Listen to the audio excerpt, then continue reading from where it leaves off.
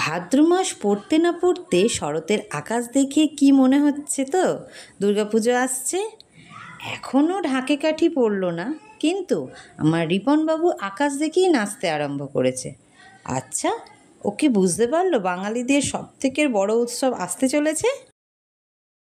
আর এই চেয়ারটা দেখে কি কিছু বুঝতে পারছো তোমরা? আমার বাড়ির ছোটো লাটের জন্য কেনা হয়েছে, আজ সকালেই নেওয়া হলো। চেয়ারের ওপর আগে মাংকিকে বসিয়েছে, তার ওপর নিজে বসেছে। সারাদিন যে এরকম কত দুষ্টুমি চলে তার তো কোনো ঠিক নেই। দেখতে দেখতে আমার রিপন সোনা তো বড় হয়ে যাচ্ছে, তাই ভাবলাম ওর এই ছোট্ট ছোট্ট দুষ্টু মিষ্টি ভিডিওগুলো স্মৃতি করে রাখি।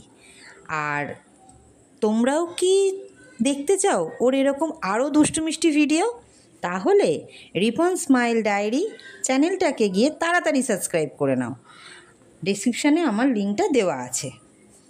সারা সন্ধে তো রিপনের এই দুষ্টুমি দেখতে দেখতেই কেটে গেল, কিন্তু রাতের ডিনারটা জাস্ট ফাটাফাটি। ইচ্ছে ছিল কিন্তু বড়মশাইয়ের